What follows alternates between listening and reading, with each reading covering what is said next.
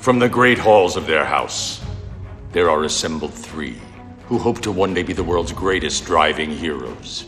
Created from the cosmic legends of the universe comes our team captain, the Vision, Bill Fisher, and their soon-to-be Wonder Woman, Vicki Fisher, and our Captain Marvel and head flight trainee, Jennifer Scripchuk. Their mission: to fight injustice, share what is right and wrong, to get you out of your house and come out racing with them and serve all mankind.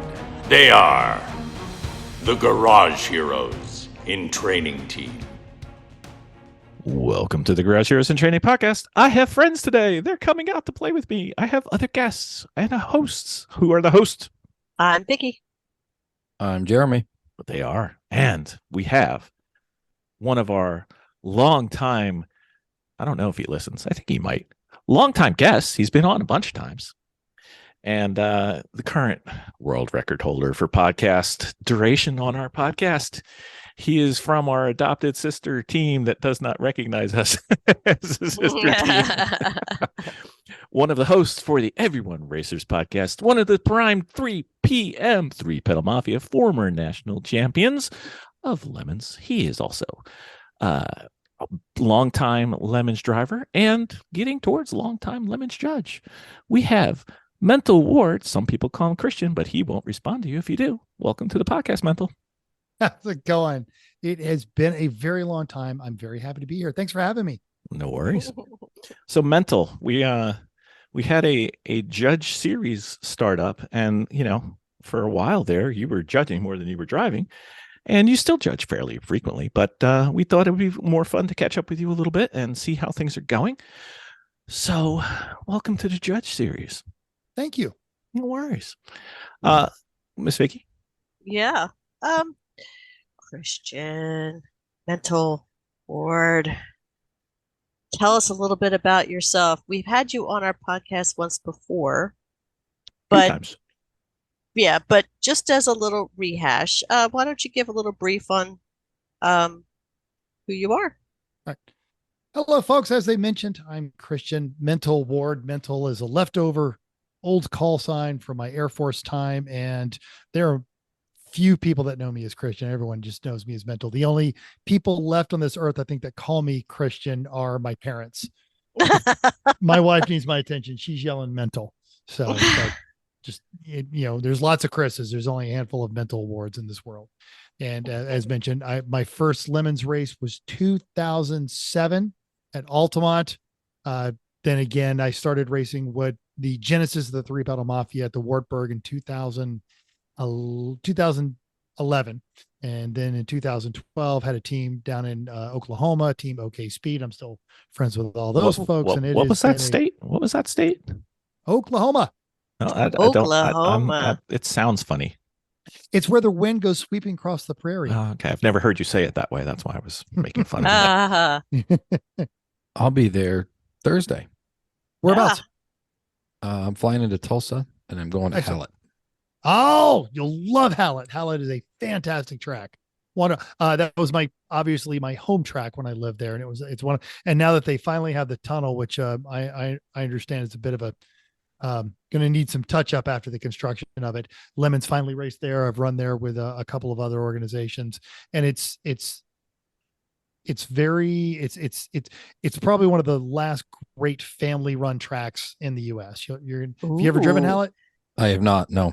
You will. It's challenging. It's more nuanced than people think, but it's also really fast. I'm excited. Just a great time. You should be. It's wonderful. Heard great things on that track. Mm-hmm.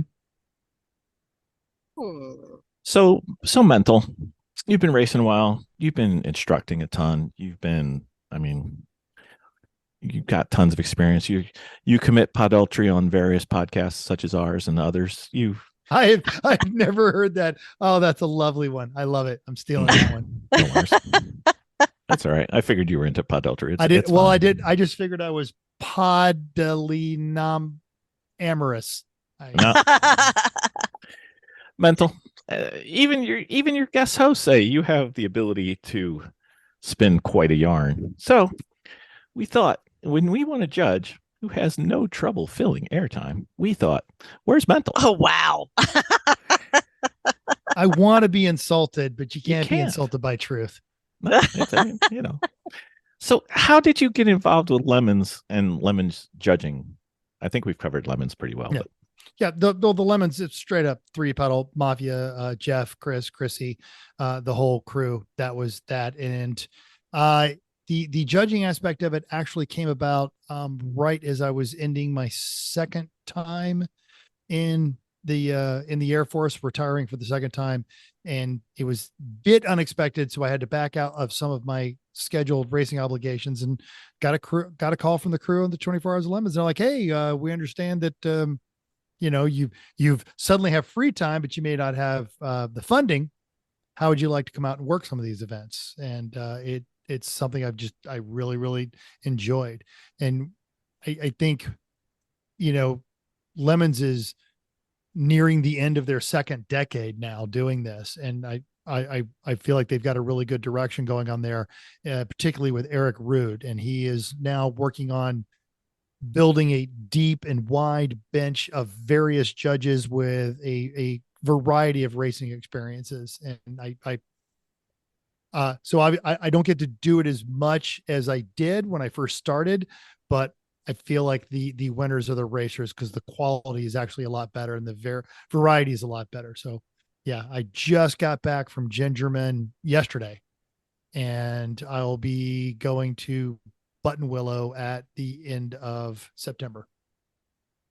so it appears, after looking at the Gingerman judges in general, up until that event, I thought there was a standard for the judges, which is why I haven't been able to ever judge. But then I saw that you were judging with the man known as Bish. So I realized that there's got to be another issue. So we got to figure out what that is. But anyway. Randy is he's if you've met Randy, he's a character, but he's actually a great judge. He's got a really good sense of Lemon's purpose. And you guys dealt with him at Pittsburgh. Oh no, we know Bish. Yeah, he was great. We just He like making gets the fun of vibe. Bish. He totally he is the vibe. He is. And you know what? Randy Bish came onto the Lemon scene as if he was there for 20 years. He really did. He just immediately just fit in. Yeah. Indeed. So why judgmental? Is it fun? Is there? It is. It provides an opportunity to so much of this, particularly in Lemons, is very social. And you go racing, but you go to hang out with your friends. You get to stop being normal at work person and then go be your race persona over the weekend. And judging, I'm almost forced to interact with everyone because they have to bring their cars through BS. So that's a great time. And yeah, and it's ideally you're bringing your experience to bear to try and keep, and there's always going to be things where we just get it wrong because it's a human endeavor, but you're trying to keep things balanced and fair and honest and meet not just the needs of the series, but the needs of the racers as well. And there's any number of teams that'll come through. They do not have an A caliber car. They don't care. They're like, just give us A0. We're just, I only get to see these people 3 times a year and this is one of them. So we're just here to race. So to just be able to, do that for them and move on. There's new builds. You get to guide some of the newer teams. If they've never done this before, and they either get it or they don't. And if they don't get it, they either adapt or they usually go someplace else very quickly. So, but to help kind of steer them in the right direction and make sure they're understanding the vibe of everything that they're trying to accomplish in Lemons. It's exhausting. I would argue judging is probably more tiring than racing. Really? But immensely rewarding. I think it's because you're constantly on. Yeah. And that's different. You can't go grab every a power day. nap in the RV. You can't. Yeah. There's no. So do you guys take shifts at judging? Somewhat. Not really, but if, hey, I'm going to slip over here, get something to eat. I'm going to, I got to go to the bathroom, that kind of thing. I don't know if we take shifts, but you hand off the lead and then you go and do a thing. it's gotten really great since they brought Aaron Cole onto staff. The Mhm. judges used to be responsible for getting the media. And if you were racing with Nick was always very good about that. And Eric was always very good about that. But if you didn't have them, we're all trying to combine the media and, go get a picture of that car because they've got a shot at Heroic Fix. We want to make sure we have it for the wrap up video, and go get these 5 cars that might win Class C, kind of a deal. Not having to do that has really allowed the judging staff to focus on there. And let's just be blunt, the caliber of media that Aaron Cole is bringing to the table is infinitely superior than anything I was ever going to do on my best day. Yeah, He's awesome. he is He is. awesome. Hopeful future guest. Hmm. Big J. He's got a fascinating story. He's interesting. So, what areas of the country are you kind of focused on now? Because I remember you used to be a lot on the East Coast, I was, or you started. well, and I would be on the East Coast, West Coast, Midwest, but yeah, with the initiative you're seeing there with just getting everybody, like this weekend, it was me, Shelly, and Randy. The weekend you guys were up there, Sajeev finally got out of Texas. You guys were at Pittsburgh. It was Sajiv's first chance to ever go out to pit race. It was Sajeev and Randy and a host of other folks. So that's awesome. It is with the job that I'm doing now, it is sometimes a challenge to get me out east. In fact, to do this Gingerman race, I had to take a red eye because I had to work Thursday and I couldn't get away early and stayed up all Mhm. night. So you're more likely to see me out here on the West Coast. Yeah, yeah. So you've been out to California quite a bit. I have Buttonwillow, Sonoma quite often. I'll be doing Buttonwillow and then the fall or the winter race, the December race in Sonoma. Yeah. Hmm. And how do they differ from the East Coast? Have you noticed any kind of difference Oh. in Yes. real? I mean, not just the tracks, just Lemon's personality per region. Yes. Every region kind of has a flavor. I feel like there's That's the a same, good way of putting it. Yeah. A flavor. That's a There's- nice way of putting it. there's the same amount of insanity at a West Coast race, but it's spread out a little more because the car counts at Sonoma. I don't think I've ever been out there and seen less than 120 cars. Gingerman this weekend, we had 70 something. I don't know how many there were at New Jersey. I know it was a good car count though. Mhm. 135 or so. 135. Yeah. Yeah. So yes. And, I, the teams that on the East Coast that get it really get it. You'll have some really, I mean, how many great themes were out there at New Jersey? You guys, the Don't Stop Believing crew. I mean, it just goes on and on and on. Any number of just great stuff that goes out there.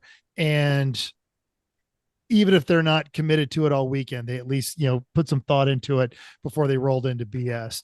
Mhm. And you find a little bit more on the West Coast of, look, we get Lemons does this thing, but we're just here to race, and we'll put on a funny hat or something, but we're not going to be that hard into it.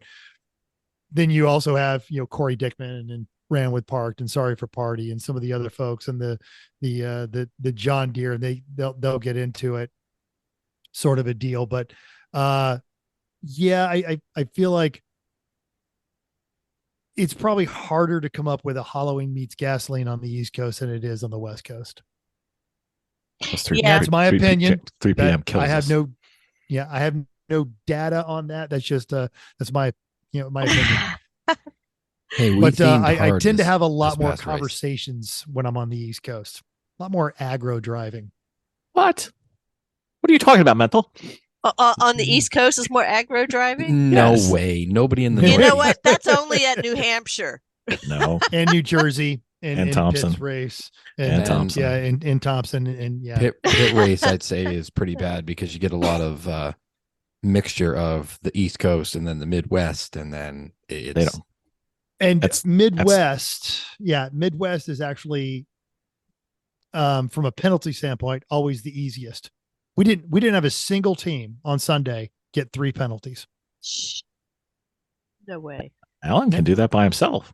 And I remember at Autobahn 2 years ago, we went about 3 hours before we talked to anybody. Wow. No one got a black flag. Well, that's not here. And you definitely don't have that on the West Coast too. I talked to I'll talk to a lot of people. There'll be a line sometimes. Mhm. Indeed. Jeremy, you got the doc back or no? No. I resent it. All right. So, all right. Just keep going. I'll get it eventually. So Yeah. so mental. You can tell this is a finely oiled and running machine that we have here. So looking at our doc, the next thing we have to go over is your favorite penalties that you've seen given or want to give someday. Ooh. I like the classics. I enjoy the Bob Ross. I enjoy saran wrapping someone to the roof of a car and have them go through the and apologize kind of a deal. My favorite penalties are the ones when the team gets into it. If they're just going to go there to check off a box, maybe even Lemons isn't the team for you. But if I can realign your cognitive state of mind as a team with a good penalty, we had a saran wrap this past weekend at Gingerbread for the first time ever. Someone did it on their back. Oh, No one else could remember a team that was saran wrapped to the roof with the bullhorn apologizing on their back.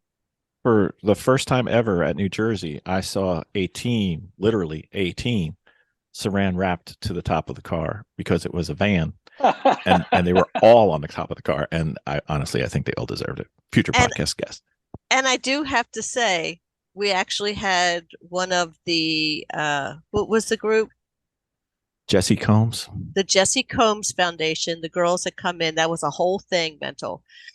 But their cars blew up early on Saturday, so they were kind of struggling. So we let them race on Sunday in our car. Oh, wow. So one of the girls was kind of argumentative.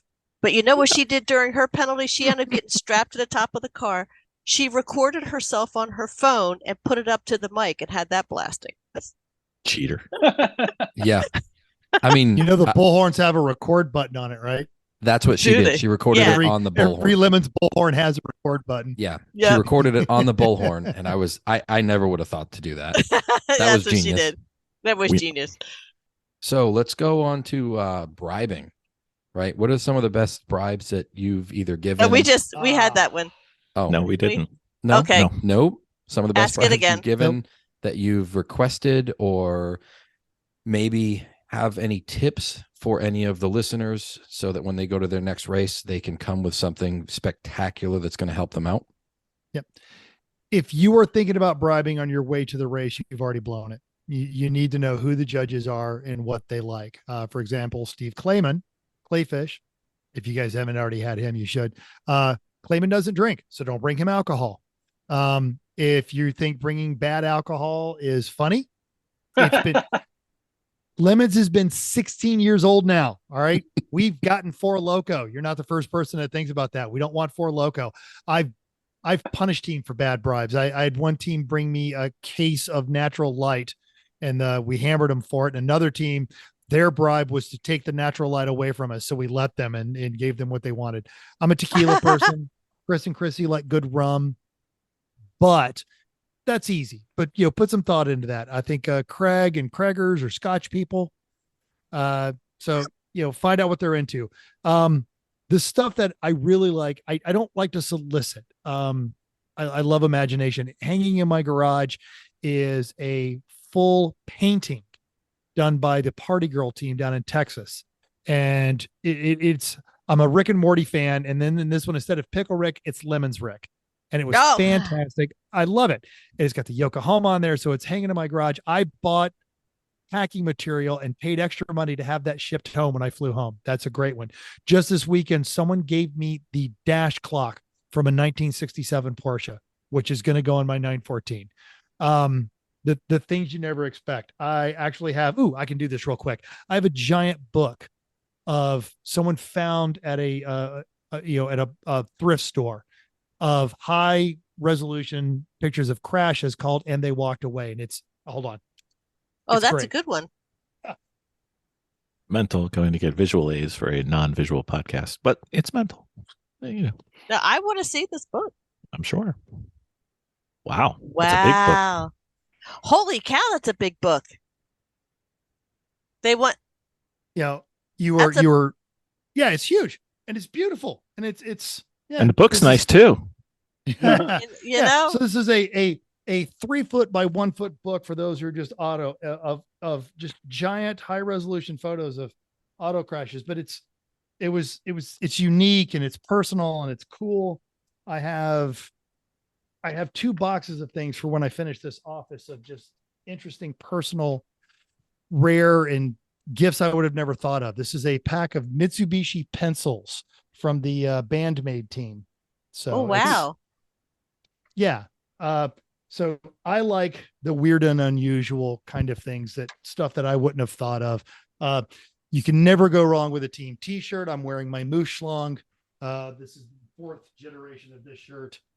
Like anyone, I've got a stack of, all the judges have a stack of interesting and weird t-shirts that you've picked up over the years. I have. So basically you're saying dig deep in your pocket and pull that imagination out as good as possible. Yes. Spend more imagination than money and it will get you. Eric has this great bribe of the front ends of every AMC car made. And we actually use that as a penalty, as they have to get 5 of them right. And sometimes it takes them an hour. And if you don't think this can be done, I have a bribe for Mental as your judge that will cost you $0 and will take you. Oh yeah, that's in my garage too. The autographed wrench. 5 minutes. No, I have another bribe for you coming. Garage shows and training at gmail.com if you need any hints or upcoming Mental judging, because he doesn't come east anymore, so I can give it away now. But yes, it's very simple. Anyway, Mental, what about tracks? Tracks you should try, tracks you should go to see, where you get to see like true lemons. Oof, true. All right.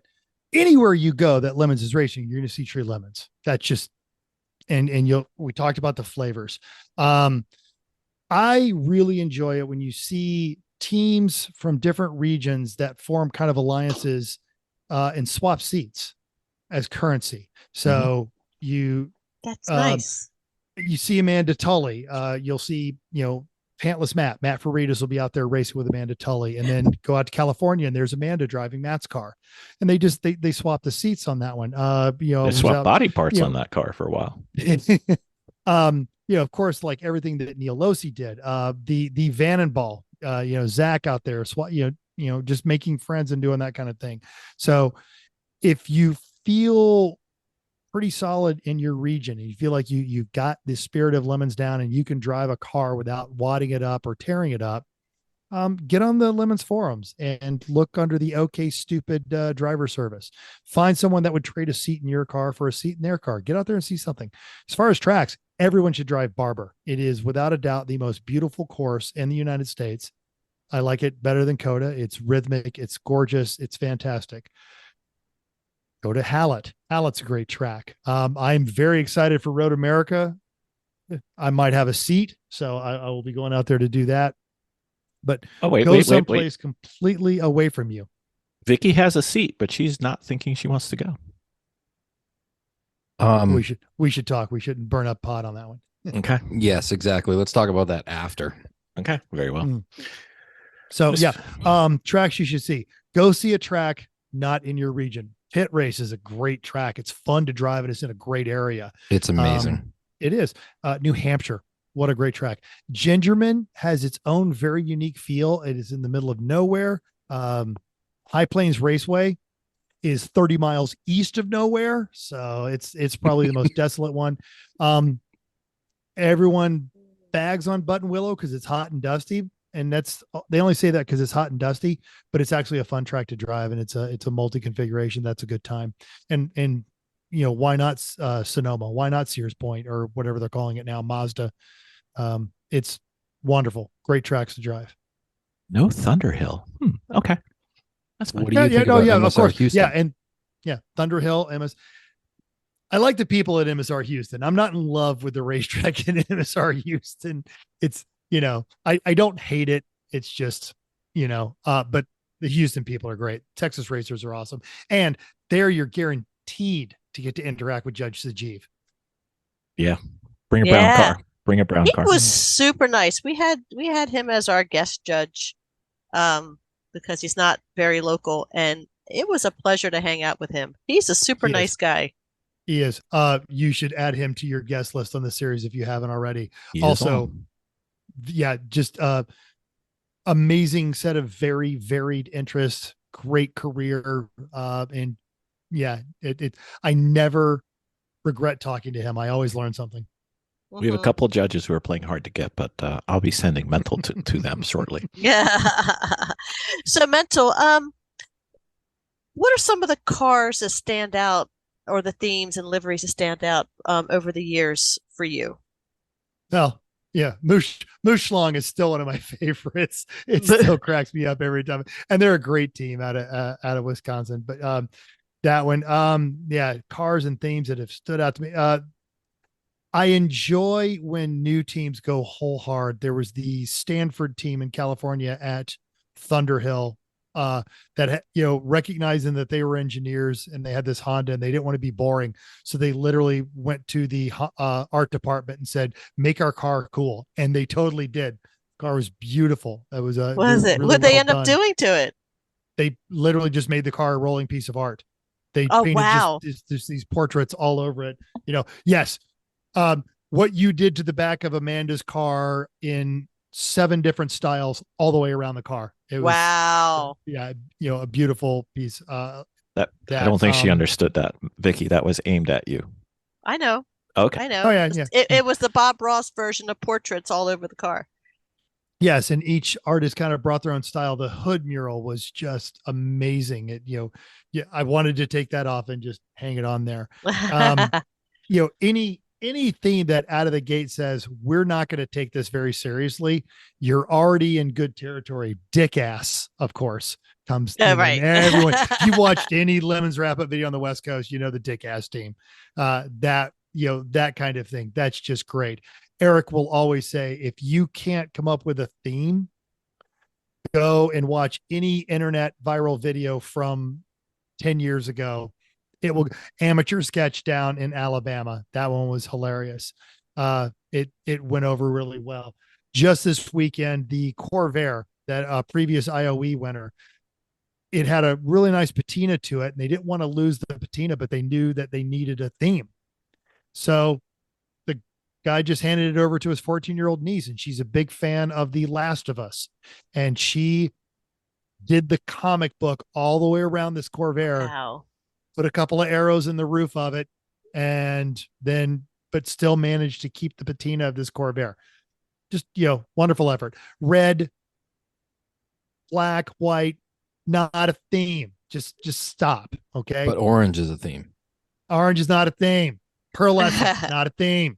None of that. Just, don't stop being, weak. One team in Autobahn a few years ago, they were all airline pilots. And they could not, actually, this was the genesis of that. They were so busy trying to get the car ready, they genuinely could not get a theme going. So their spouses all got together and showed up as the air hostesses of their airline. They just, hastily made the car an airline, but then they all dressed up in there. They actually had the cart that they wheel between the aisles. So they pulled a theme out of their lack of theme. It really doesn't take much at all. And if you think you've got a dumb theme or a weak theme, the key to that is just go harder. You just got to go all, you got to commit. Own it 150%. Totally. We had Scottish guys show up this weekend, and they bribed with haggis, and then they had an automatic, like, pneumatic bagpipe machine in the back of their car with an air compressor, and they stayed in kilts all weekend. It was fantastic. It doesn't have to be a good one. You just have to do it extra hard. All right, Mental. We got a question for you. No pressure on this one. What is, and I say that because you've been in Lemons for a million years, favorite Lemons story? Or maybe a couple. All right. Favorite Lemon story. And I have told this one a few times. Out on the West Coast, a team showed up with a dang old Camaro. It was a dirt track car, barely legal for Lemons. not very competitive, and bit of a family effort. And it was just painted green, and they weren't trying, and they weren't getting it all day Saturday, just black flag after black flag after black flag. And we're having to have more and more stern conversations with them. And finally, towards the end of the day, we had to park them. Just, all right, just try again tomorrow. You're done now. And the next day, I think we saw him like once for a mechanical, didn't see him. And then the next race, didn't see him all day Saturday. In fact, the driver came in, just rolled up the penalty, and I'm like, why are you here? And he had a black t-shirt that he had put in the car, and he said, I'm black flagging you. And he threw it at me and then drove off. and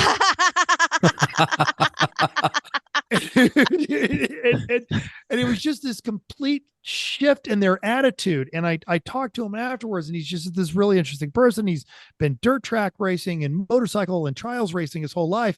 And he said that night, after we were kind of struggling, I wandered through the paddock.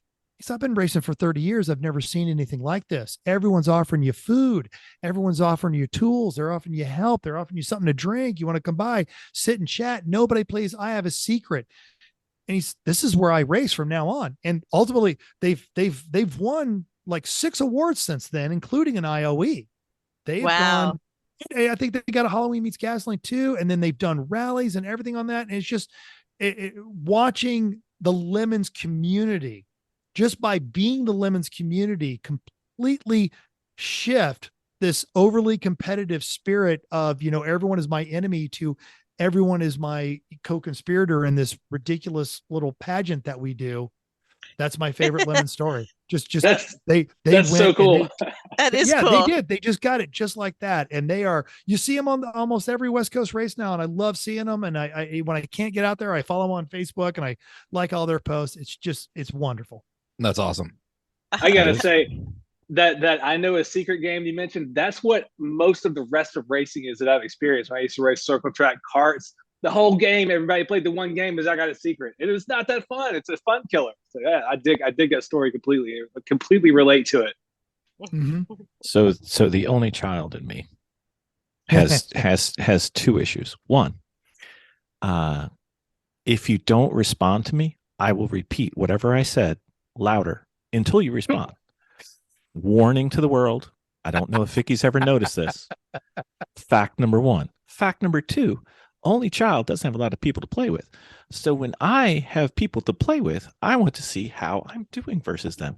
So the secret game sucks, because if I have a secret and I don't share it, then I'm beating them because I have a secret, which sucks.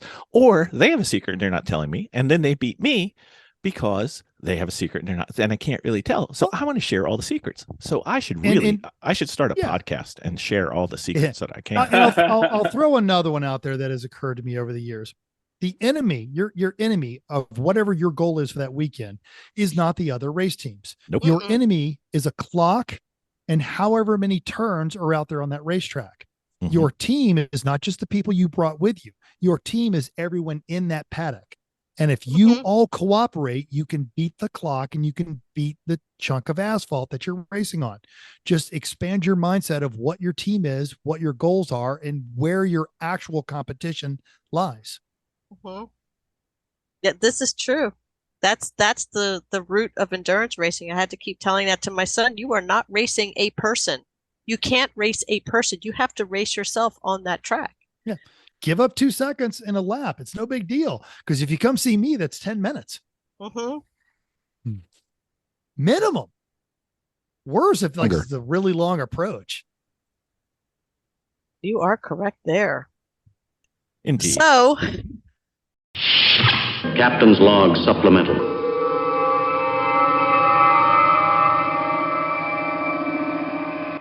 So Bill, guess what? What? We did the Sentinel. We did the Sentinel. We did. How did you like it? You know what? We were talking about the Sentinel. We have. It was great. We understood watching how the Sentinel works, but we finally got it into our car. And I got to tell you, that was really awesome. I was able to see every one of my mistakes. We have hours of them. We have hours of my mistakes, right. But we have hours of good stuff too, which is awesome. It actually showed us the speed Did it show us where we were on track? We were streaming it We were streaming it live. We're boring billions of people across the world. But it was pretty incredible. Plus, on it, you're able to put your insignia, your logos on your app also, and the clarity was amazing. It was really easy to put in, easier than I thought it was. I know you kept making a big deal out of it. I'm like, it's really not that hard. Until we focused on it, it wasn't too bad. And then we got some help. It was pretty easy. Yeah, it was. It was pretty good. You know what? I like the stream because some of the tracks we go to don't have great cell phone coverage, but it's got a USB stick backup. So I just uploaded the high quality video without the cellular interruption. So if you watched us earlier and said, wow, they got from there to there really quickly, you can watch the real video and see that no, we didn't. It's just a cell phone went out. But yeah. So the learning curve for me, obviously, I'm slightly techno-Amish. Slightly. When it comes to the wiring and stuff like that, but we get it in and I love it. We were able to sit there right at the track and watch what we were doing in the car. And that was amazing. Which was good because if you have a problem with your radio, you can tell, if something is going on that you need to know about. Like a couple times we've had cars come in and we didn't know they were broken. And I know it's hard to imagine one of our cars being broken, but whatever.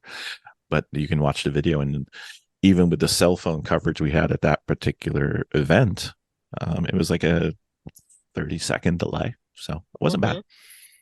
And you can compare multiple drivers because you have each of the stints are broken up. So we got to work on not only our driving, but if we wanted to, we could work on our pit stops and see exactly what we do. And there's some things that we need to talk about as a team.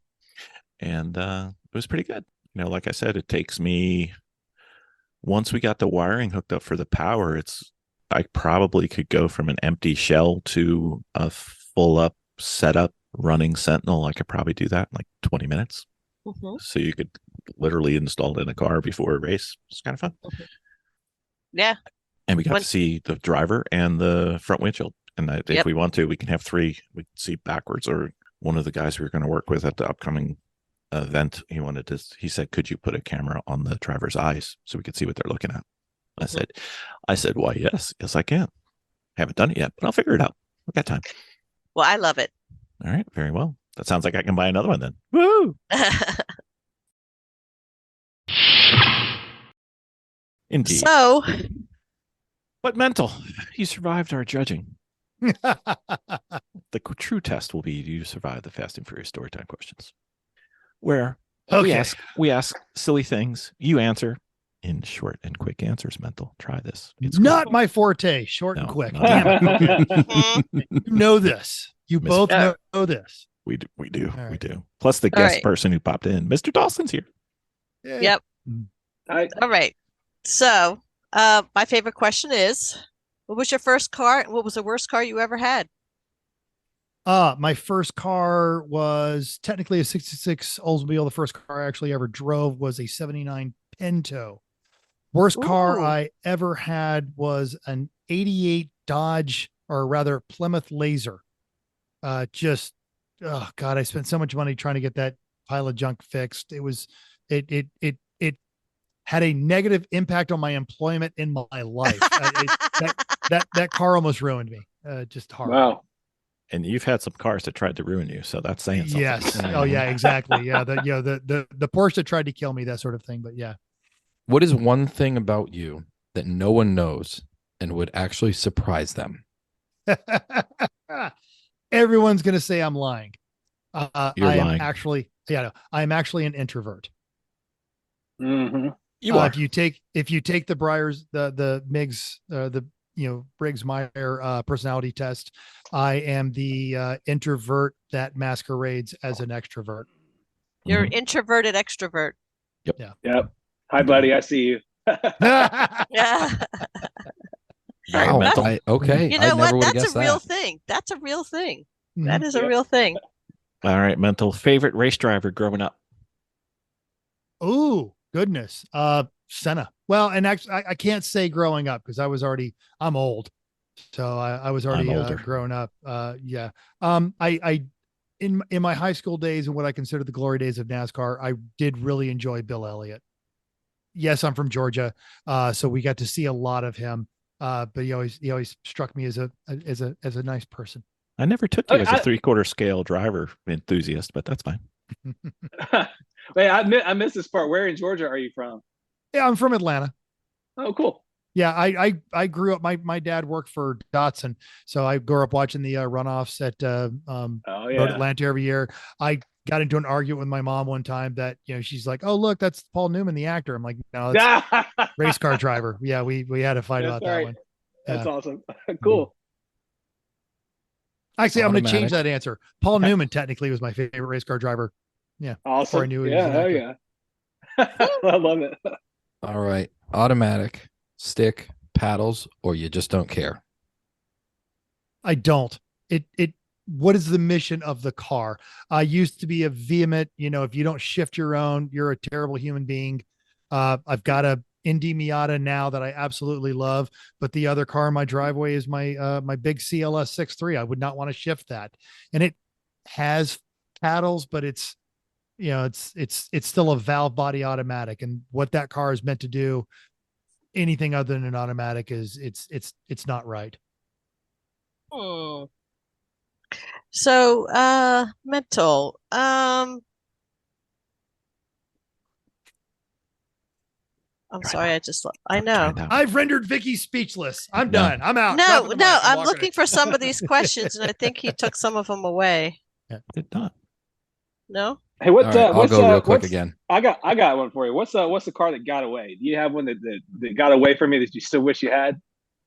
I had two on two separate occasions. I had Volkswagen Combi, actual KOMBI campers, and they both broke down at the exact wrong moment.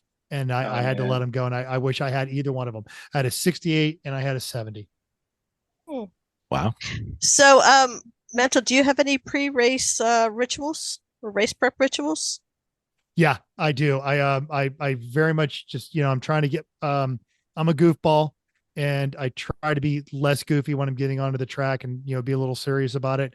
The cars that I've been racing over the last years have gotten substantially quicker, which have really away from the noise and distractions before we have to step out there and just start mentally driving the track. Okay, just in case I've dipped out, can you start with the cars you've driving recently have gotten progressively faster, just in case? Godzilla.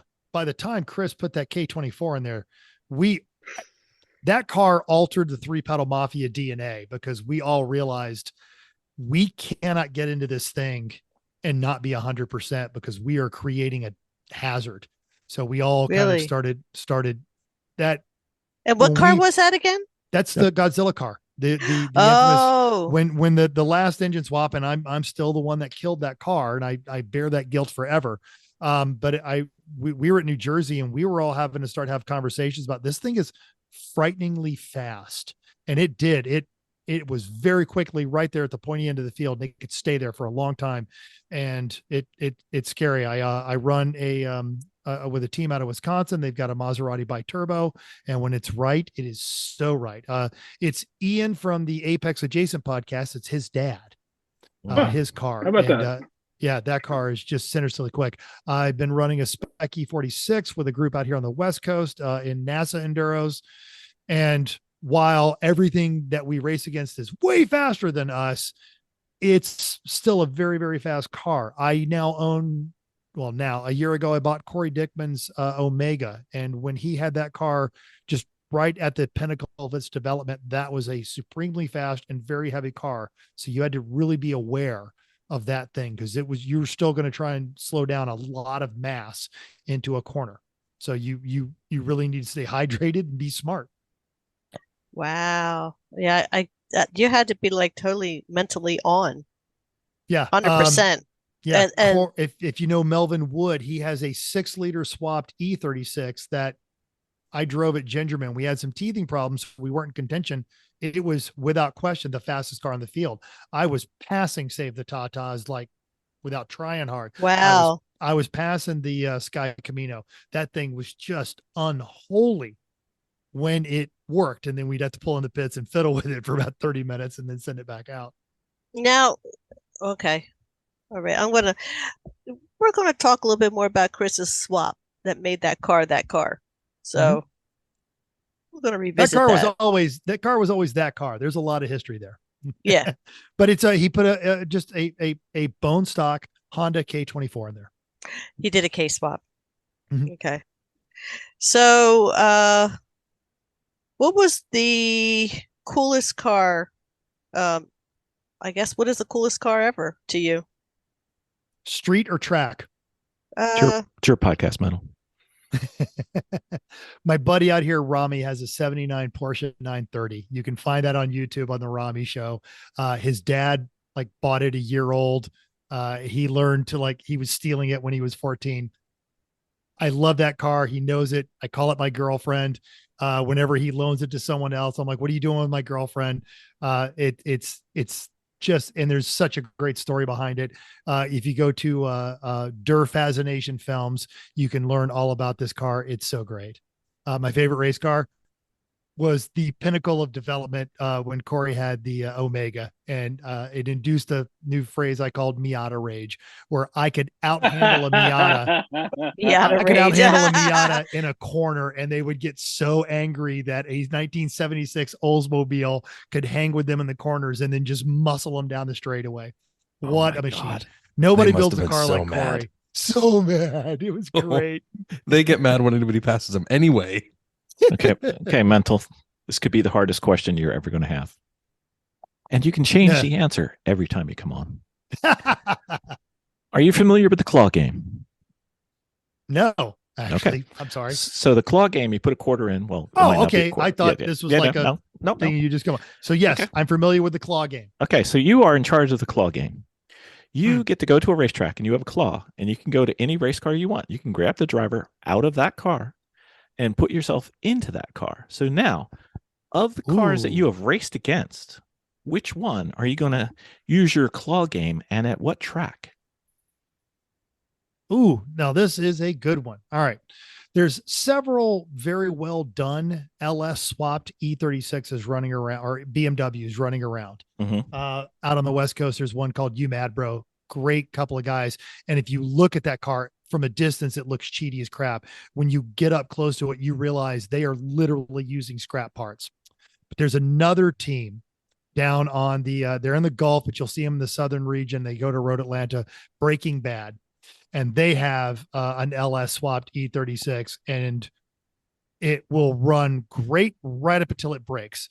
And it's two brothers and a bunch of their friends, and they're so funny, and they get it so bad. And I wish they drove better, because we always end up giving them a bunch of penalties, and they always laugh about it and they have a great time.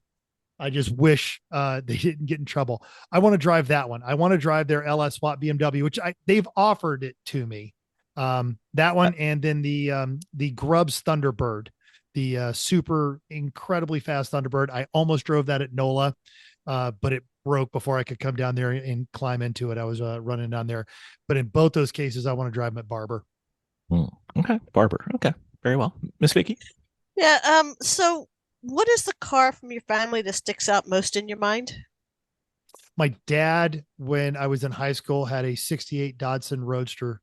69 is a 2-liter Datsun Roadster that he was trying to restore. And it was a challenge in the era before the internet. He had begrudgingly started to let me drive it to get to and from work. I was working at a movie theater right up until they got my grades from high school that year. And then it was promptly sold, and I was in a lot of trouble. Oh, wow. Yeah. But that was my dad was an honest to God gearhead until he started selling cars, and then he just learned to hate them. And then when he quit selling cars, he went back. And so we actually do bond over our love of vehicles. Wow. Jeremy, you're next to the last one. Got 2 more. No pressure. No pressure. You have the list in front of you. It's not that hard. Take your time. All right. Here's another one. Easy one. Well, maybe not. Front wheel drive, rear wheel drive, 4-wheel drive, or does it matter? I'm a rear wheel drive person. It's what I was trained to do. It's what I've always driven. I recognize that front wheel drive in many situations is better. I'm just better in a rear wheel drive car. I will steer with a throttle. And Jeremy, he will take a stint in El Jefe if asked. Just FYI. Oh yes, you should ask. I do miss. I got it. When was it? I think the last Atlanta. time. I don't even think I got into it in Atlanta. No, you definitely did. No, you did, because you test drove it after we put the side panels on. And you said it was different. Yes. Hey, next time next time you talk in to Atlanta. Steve, God, that was it. Yeah. Next time you talk to Steve, different. Ask him how it is. He drove it on Friday during practice day at NJMP. Mm-hmm. Oh, yeah. There you go. All right. So mental. Going to give you an easy one. Softball. Nice and easy. Mm-hmm. Right down the center. As a thank you to all of our guests, we're going to win the lottery and buy a desert island. And on our desert island, after Vicki gets done with her neck breaking and her eyes rolling, we're going to build a racetrack. And that racetrack will have a dirt track and an asphalt track. And we want to say thank you to all of our fine guests who've come on. And we want to make sure that they enjoy their stay on our desert islands as best they can. So what 5 cars do I need to have prepared for you to use on our desert island upon your arrival, sir? Oh, we lose it right then. Well, in this case, in this case, the answer is always Miata. Okay. And you already have like 4 of them. So what are you trying to say, Mental? You're supposed to be on my side on this one. We have to talk about our new vehicle if we're going to be doing something the other 4 coming up together. You're going to have 5 Miatas, Mental? Absolutely. Because what's the point of racing if you can't decide who's better? Oh, listen to Mental. He's very good. He's very good. All right. Miss Vicki, your last one. Me, huh? Mental, what was the car that got you involved in racing? Oh. What was the one thing that just like, all right, this has me interested in cars, this has me interested in everything? What was the one thing? I don't remember a time when I wasn't interested in cars and racing. And I remember just watching anybody race anything when I was a kid. But the car that got me into racing when I was stationed in Germany in the 90s, I had just an absolute basket case of a Porsche 924. And I loved that car. And I still sometimes longingly look at Facebook Marketplace at basket case 924s. That one. I have a film photograph of that car. That's how long ago that was. Yes, but I had a red 924 in Germany. It was so terrible. I didn't care. I love that car. Yeah. Jeremy, you gonna end it with a bang? Oh wait, I got one. I got one there for you. It sounds like these guys are trying to softball you on the way out here, and I just don't feel like that's right. This is kind of about gleaning what we can from your judging. And I know that you've come across a huge cross-section of drivers and their mindsets and their talent levels. So I would like to hear your opinion on how much of racing and driving is learned versus how much you're born with and natural skill. Do you have an opinion about that? I do, but you're not going to like it. You never know. Yeah. Racing can be taught to anybody, period. Scott Tucker proved that if you got enough money and enough time and enough devotion, you can hire the people and you can absolutely race at the highest levels. Oh, that's such a good example. I forgot about that guy. Yeah. But some people are just going to get there sooner than others. There are just some people that are just righteously talented right out of the gate.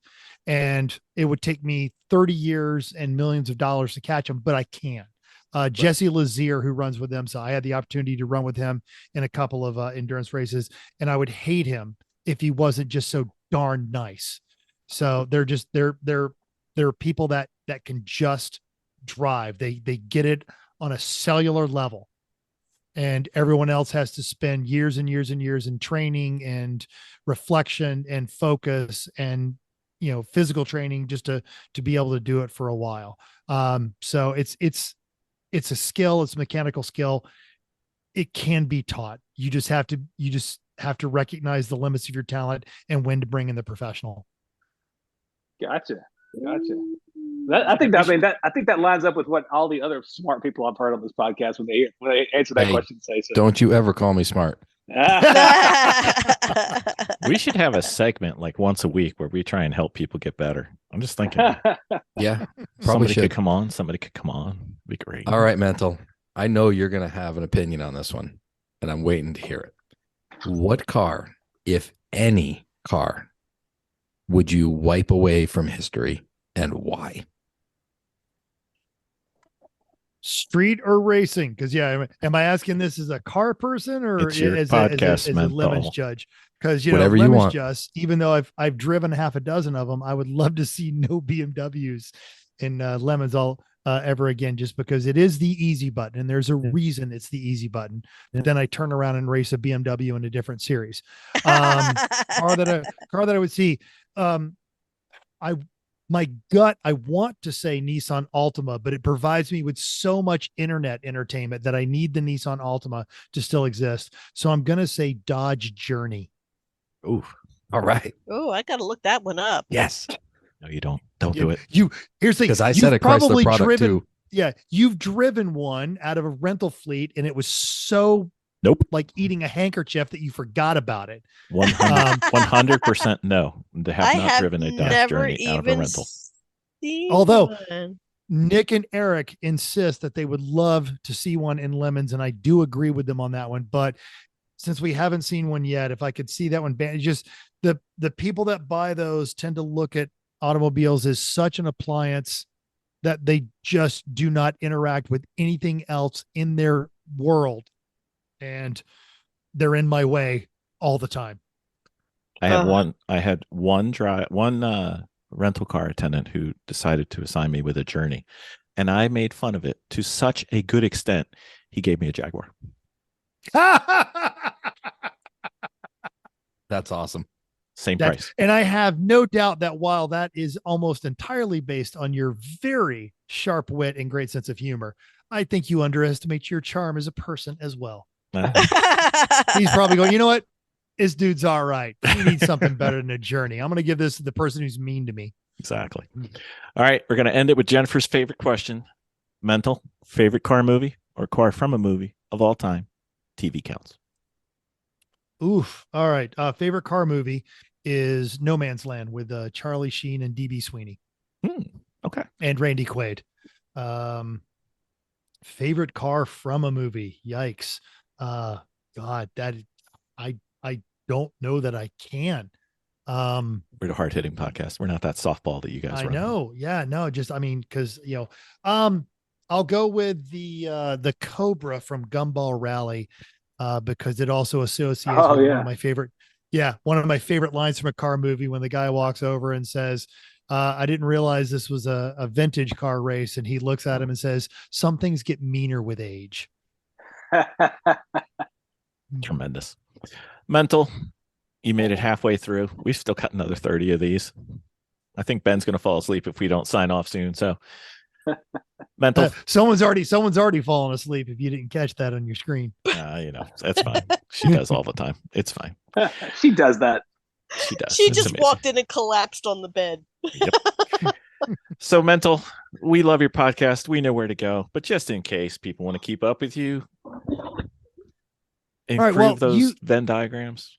You may not know this as well, but of course you can find us at Everyone Racers on Facebook, Instagram, even on Reddit at /EONR, although I'm really bad about updating that one. You can get us on Twitter and all of that kind of stuff. And you can email us at everyone.racers@gmail.com. What you may not know is you can also occasionally find me on the Dur or Die podcast. And often I am the production driver on the Rami Show on YouTube, where we take exotic cars out into the desert and usually do something really stupid with them. Ooh, crap. So yeah, that's a good time on there. And what's the name of that show? It's the Rami Show, ROMI, nice. right here in Las Vegas. Thank you for spelling it. There we go. I am personally insulted that you would think that I don't know these things, but that's fine. That's fine.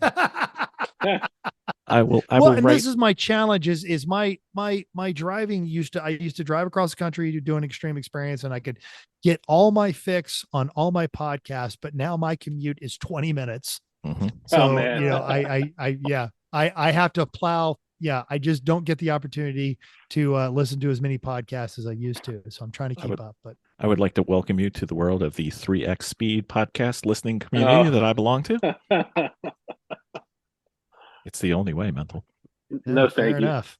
All right, Mental. Thank you for coming on. Thank you for being a judge. Thank you for being a friend. Thank you for answering my email so long ago that got all yes, of this and seriously, it has been so long since I've actually seen you guys in meat space. And for those like we have our fans that we've ever actually met, and a lot of them aren't even racers, and I'm sure you have the same thing. And for those of you that might be listening to the show and you're wondering, there is no way these people can be this nice. I absolutely promise you that they can. I went through a vegan phase for a while, and at a race where she wasn't even supposed to feed me, Vicki went and found this delightful, wonderful vegan recipe just to make sure that I had food while I was racing with another team.